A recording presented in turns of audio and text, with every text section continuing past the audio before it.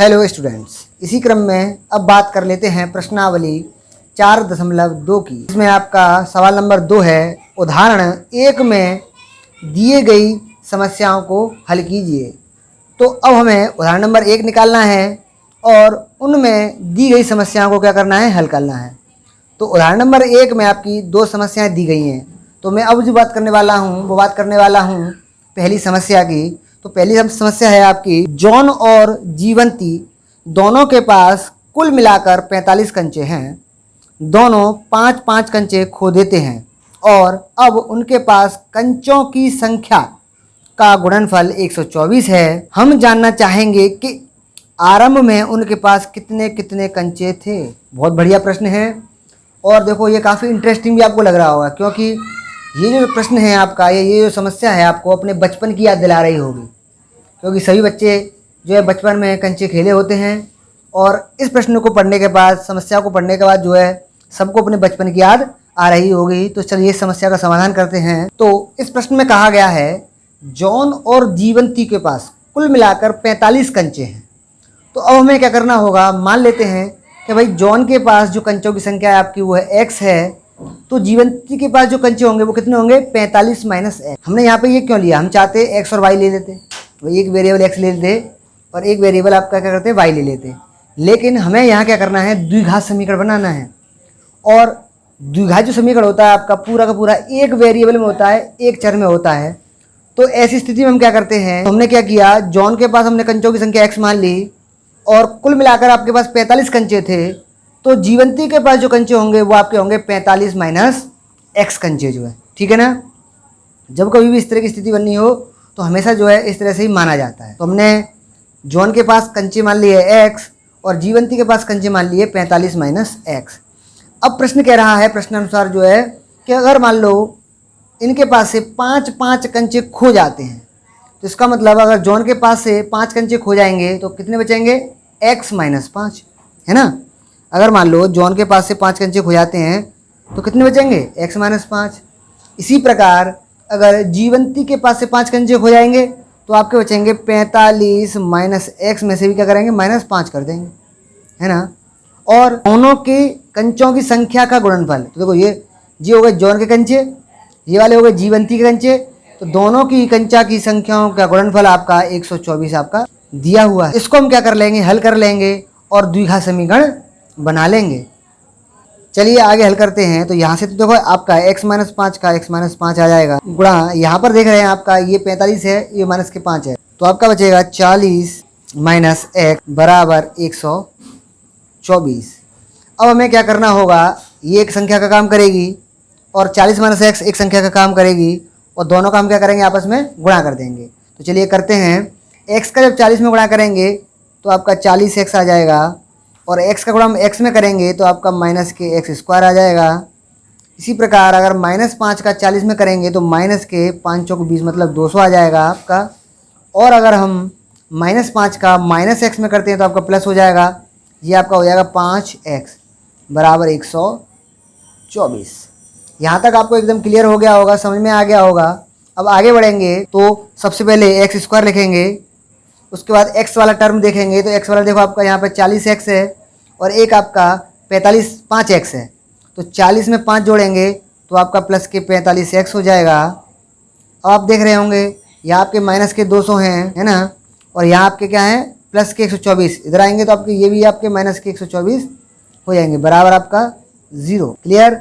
आगे बढ़ेंगे, minus x square plus 45x minus 200 और माइनस 124, इसका मतलब दोनों माइनस के हैं, जुड़ जाएंगे तो आपके हो जाएंगे 324, वो भी माइनस के 324 बराबर 0। और हमें यहाँ दिख रहा है आपका जो एक्स स्क्वायर है वो किसका है, आपका माइनस का। तो हम क्या करेंगे, इसको प्लस का बना लेंगे।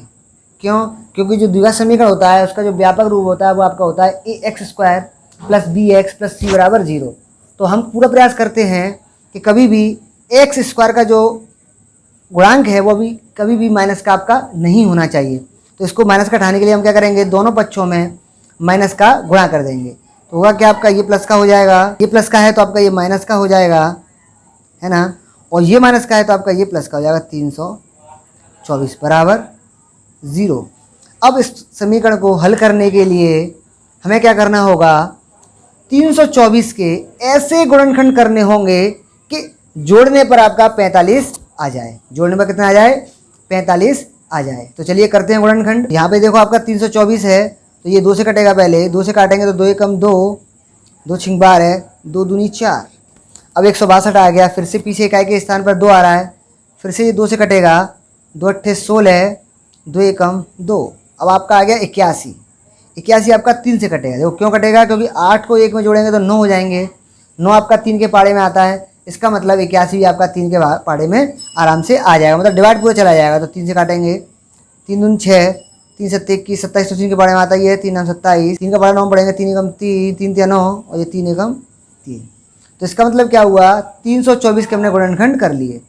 अब इनको आपस में हम हिसाब लगा करके, गुणा भाग करके हम ये हिसाब लगाएंगे कि भाई जोड़ने पर आपको कितने लाने हैं, 45 आपके लाने हैं। कितने लाने हैं, 45 आपको जो है लाने हैं। तो मैं क्या करता हूँ, 3 का हम 3 में पड़ा पड़ेंगे, 3 तिया 9, 9 तिया 27, 27 आपने लिख लिया, ठीक है। अब 3 का पड़ा पड़ेंगे 6 में, 3 दूनी 6, 6 दूनी 12, 12 को जोड़ के देखो 45 आ रहे हैं क्या, 9, ये आपके कितने आ रहे हैं 39। इसका मतलब 27 और जो 12 आपका आया है वो आपके सही गुणनखंड नहीं आए।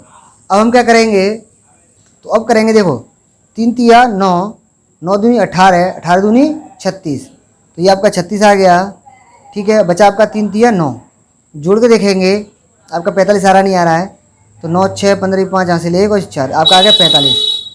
ये तो इसका मतलब ये हुआ आपका कि अगर हम 324 के गुणनखंड करते हैं, किसके, 324 के गुणनखंड करते हैं, तो आपका आ जाएगा 36 गुणा 9, अर्थात हम 36 को 9 में जोड़ेंगे तो आपका आ जाएगा 45। कितना आ जाएगा, 45। इसका मतलब 324 के ये वाले गुणनखंड लेने में इसका जो है आपका सही आंसर आएगा। तो अब हम क्या करेंगे, 36 + 9 वाले गुणनखंडों को यहाँ पर इस्तेमाल करेंगे। तो चलिए करते हैं आगे, x² माइनस 45 के स्थान पर हम लिखेंगे 36 + 9, 36 + 9, ठीक है। और ये बाहर का x वाला x आ जाएगा आपका, प्लस 324 बराबर 0।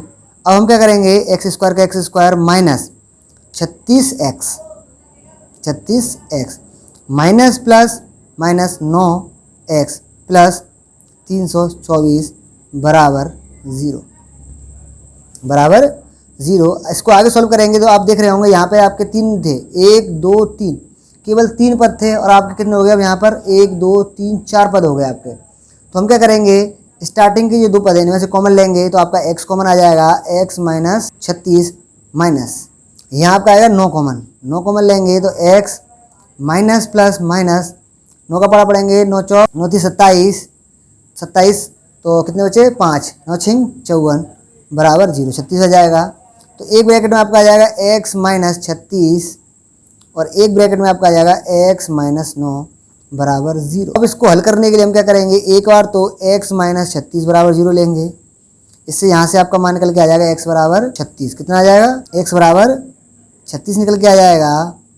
और अगर एक जो लेंगे अपन लेंगे x माइनस 9 बराबर 0, तो यहाँ से आपका निकल के आ जाएगा x बराबर। तो बात सीधी ये निकल के आ गई कि भाई जॉन के पास कंचों की संख्या आपकी कितनी होगी, अगर यहाँ पे 2 आंसर निकल के आ रहे हैं आपके, अगर जॉन के पास कंचों की संख्या 36 है तो जीवंती के पास कंचों की संख्या 9 हो जाएगी, ठीक है ना। और अगर जॉन के पास कंचों की संख्या 9 है तो जीवंती के पास कंचों की संख्या 36 हो जाएगी। अतः आपका जो आंसर होगा आपका 9,36 होगा, ठीक है ना। जो कंचों की संख्या होगी वो आपकी 9 होगी और 36 होगी, 9 और 36 जो है, ठीक है। तो अब बात कर लेते हैं उदाहरण नंबर 1 के समस्या नंबर 2 की।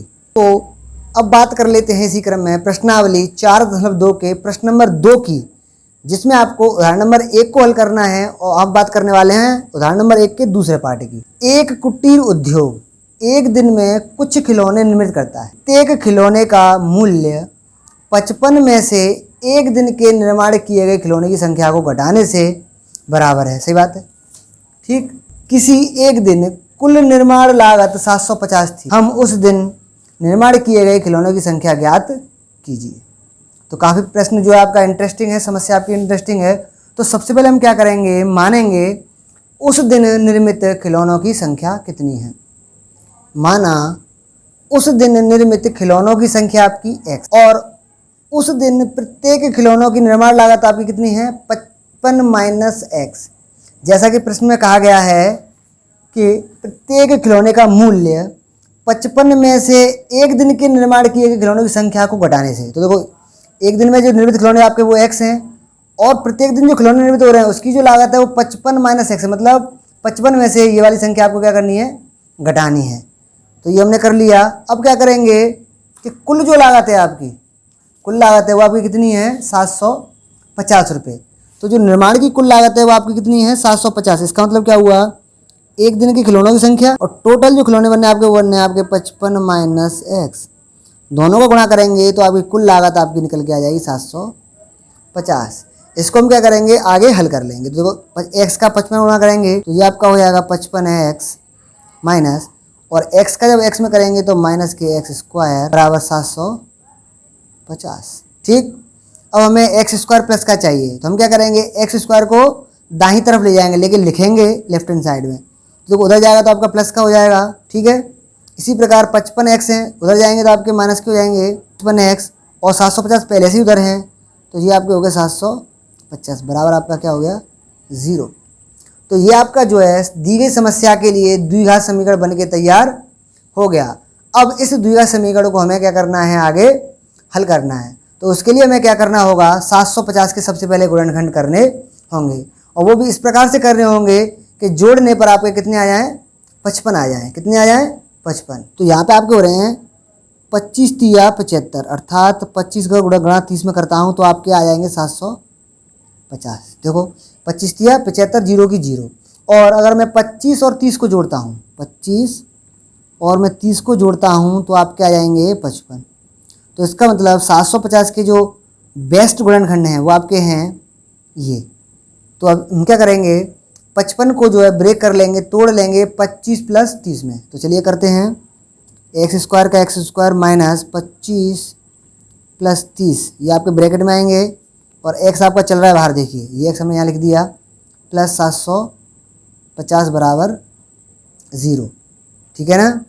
अब आगे इसको हल करेंगे तो यहाँ आपका आ जाएगा एक्स स्क्वायर का एक्स स्क्वायर माइनस के 25x माइनस प्लस फिर माइनस 30x प्लस 750 के 750 बराबर 0।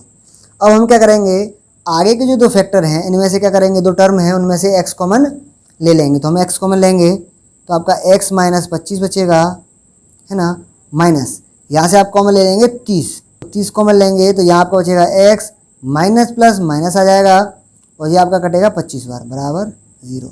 तो एक आपका आ गया x माइनस 25 और एक आपका आ गया x माइनस 30 बराबर 0।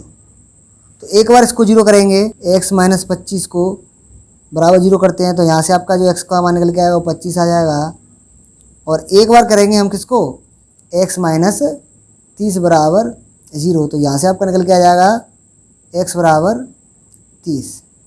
तो बात सीधी ये है कि उस दिन निर्मित खिलौनों की संख्या जो होगी वो आपकी होगी एक बार तो 25 और एक बार 30। ठीक है ना। अतः आपका जो आंसर होगा वो होगा 25,30। इसी क्रम में अब आगे बात कर लेते हैं प्रश्नावली 4.2 के प्रश्न नंबर 3 की, जो कह रहा है ऐसी दो संख्याएं ज्ञात कीजिए जिनका योग 27 और गुणनफल 182 हो। तो जो योगफल दिया हुआ है आपका 27, इसका हम क्या करेंगे तो सबसे पहले हम क्या करेंगे दो संख्याएं मानेंगे। माना पहली संख्या आपकी x है तो स्वतः दूसरी संख्या आपकी 27 माइनस x हो जाएगी। क्यों? क्योंकि दोनों संख्याओं का जो योगफल है वो आपका कितना दिया हुआ है 27। अगर आप उन दोनों संख्याओं को जोड़ेंगे तो देखो जोड़ने पर क्या होगा माइनस के x प्लस के x कट जाएंगे तो दोनों का योगफल जो आपका वो कितना आ जाएगा 27 आ जाएगा। तो जब कभी भी दो संख्याओं का योगफल दिया हो तो उसमें से पहली संख्या तो आपकी x हो जाती है और दूसरी संख्या योगफल में से पहली संख्या घट के हम निकाल लेते हैं। तो अब प्रश्नानुसार बात चल रही है तो वो कह रहा है गुणनफल आपका 182 है। तो इसका मतलब पहली संख्या है ना गुणा दूसरी संख्या बराबर कितना दिया हुआ है 182। तो पहली संख्या आपने कितनी ली है तो यहाँ पे हम x रख देंगे गुणा दूसरी संख्या कितनी दे रखी है 27 माइनस एक्स, ठीक है ना, बराबर 182। क्लियर। अब यहाँ गुणा करेंगे इसको, तो 27 का एक्स में करेंगे तो आपका 27x आ जाएगा, माइनस एक्स का एक्स में करेंगे तो आपका आ जाएगा एक्स स्क्वायर बराबर 182। क्लियर। आगे बढ़ेंगे तो माइनस के एक्स स्क्वायर है, उधर जाएंगे आपके तो प्लस के एक्स स्क्वायर हो जाएंगे, प्लस के 27x हैं तो उधर जाएंगे आपके माइनस के 27x हो जाएंगे, और 182 पहले से ही उधर हैं तो वो आपके 182 प्लस के रहेंगे, बराबर आपका हो जाएगा 0। तो ये आपका बन के तैयार हो गया द्विघात समीकरण x square minus 27x plus 182। तो जो समस्या आपकी दी हुई थी उसका हमने द्विघात समीकरण बना लिया है। अब इसको हल करने के लिए इसके जो है गुणनखंड विधि द्वारा इसको हम जो है हल करेंगे। तो हल करने के लिए 182 के ऐसे गुणनखंड करने होंगे कि जोड़ने पर आपके 27 आ जाएं। तो 182 के अगर हम गुणनखंड करते हैं तो आपके आएंगे गुणनखंड 14 गुणा 13, इसका मतलब आपका गुणा करेंगे तो 182 से आपको प्राप्त हो जाएंगे। और अगर हम 14 प्लस 13 को जोड़ते हैं तो आपके 27 आपको प्राप्त हो जाएंगे। तो इसका मतलब 27 को हम जो है गुणनखंड करने के बाद 14 प्लस 13 के साथ लिख देंगे, रिप्लेस कर देंगे, तो आपका बन जाएगा x square minus 14 plus 13 x plus 182 बराबर 0। उसके बाद आएगा आपका x square minus 14 x minus 13 x plus 182 बराबर 0। यहाँ से x कॉमन लेंगे तो आपका आएगा x माइनस 14 माइनस के 13 कॉमन लेंगे तो आपका आएगा x माइनस 14 बराबर 0। तो एक ब्रैकेट में आपका आ जाएगा x माइनस 14 और एक ब्रैकेट में आपका आ जाएगा x माइनस 13 बराबर 0। तो एक बार हम सॉल्व करेंगे x के लिए, तो एक तो आपका आएगा 14 और एक आपका आएगा 13।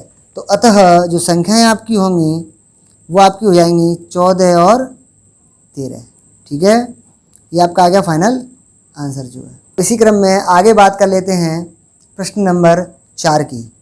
प्रश्न नंबर 4 आपका है दो क्रमागत धनात्मक पूर्णांक ज्ञात कीजिए जिनके वर्गों का योग 365 है। तो सबसे पहले हमें क्या करना होगा, माना पहला धनात्मक पूर्णांक, कौन सा, पहला धनात्मक पूर्णांक आपका x ले लेंगे हम जो है, वो आपका x हो जाएगा। और बात हो रही क्रमागत की, तो क्रमागत का मतलब क्या है, उसमें +1 कर देंगे। क्या कर देंगे, +1। तो आपका जो दूसरा धनात्मक पूर्णांक है, दूसरा धनात्मक क्रमागत पूर्णांक वो आपका हो जाएगा x + 1, क्योंकि बात यहाँ कैसी हो रही है, क्रमागत की हो रही है। कैसी हो रही है, क्रमागत। क्रमागत का मतलब होता है एक के बाद एक क्रम से चलना। तो दूसरा आपका धनात्मक पूर्णांक आपका हो जाएगा x + 1। अब हम बात करते हैं प्रश्नानुसार, तो दोनों धनात्मक पूर्णांकों का वर्गों का योग, वर्गों का मतलब क्या है, पहले पूर्णांक का हमें वर्ग लेना होगा, ठीक है, दूसरे पूर्णांक का वर्ग हमें लेना होगा और दोनों को हमें क्या करना होगा, जोड़ना होगा, योग करना होगा। तो योगफल कितना दे रखा है आपको, 365। कितना, 365। अब इसको क्या कर लेंगे, आगे हल कर लेंगे और एक द्विघात समीकरण हम जो है बना लेंगे। तो चलिए बनाते हैं। यहाँ से तो आपका एक्स स्क्वायर हो जाएगा, ये आपका फॉर्मूला खोलना होगा हमें, a + b का होल स्क्वायर। देखो यहाँ से आपका एक्स स्क्वायर मिलेगा हमें, फिर 1 मिलेगा प्लस मिलेगा 2x बराबर 365। एक्स स्क्वायर आपके 2x स्क्वायर हो जाएंगे, प्लस के 2x और यहाँ प्लस के 1 है, यहाँ 365 है, ये 365 इधर आएंगे तो माइनस के हो जाएंगे, अर्थात आपका माइनस के 364 आपके बचेंगे बराबर 0। कितने बचेंगे, 364 बराबर 0। अब यहाँ आप देख रहे होंगे 2 यहाँ से आ रहा, कॉमन आ रहा है, 2 यहाँ से कॉमन आ रहा है और 2 कॉमन आ रहा है आपका यहाँ से। तो पूरे समीकरण में से 2 कॉमन लेने पर, 2 कॉमन लेंगे तो यहाँ से आपका एक्स स्क्वायर बचेगा, यहाँ से आपका x बचेगा माइनस 2 × 2 2 × 8 = 16, 2 दूनी 4 बराबर 0। तो आपका आ गया 182। कितना आ गया, 182। इसका मतलब ये हुआ 182 के ऐसे गुणनखंड कीजिए कि घटाने पर आपका 1 प्राप्त हो जाए। तो जैसा कि पिछले सवाल हमने किए थे 182 गुणनखंड आपके, वो किए थे 182 के, क्या किए थे, 14 गुणा 13। तो इसका मतलब क्या है, 14 अगर माइनस में 13 कर दूं तो आपका 1 बच जाएगा, बचेगा नहीं बचेगा। तो यहाँ से जो आपके गुणनखंड आ जाएंगे वो आपके आ जाएंगे 14 माइनस 13। तो चलिए करते हैं, एक्स स्क्वायर का x square plus 14 minus 13 x minus 182 बराबर 0 आगे सॉल्व करेंगे इससे आगे के स्टेप हैं आपके, जो कि आप देख सकते हो। x ब्रैकेट में x प्लस 14 माइनस 13 ब्रैकेट में x प्लस 14 बराबर 0।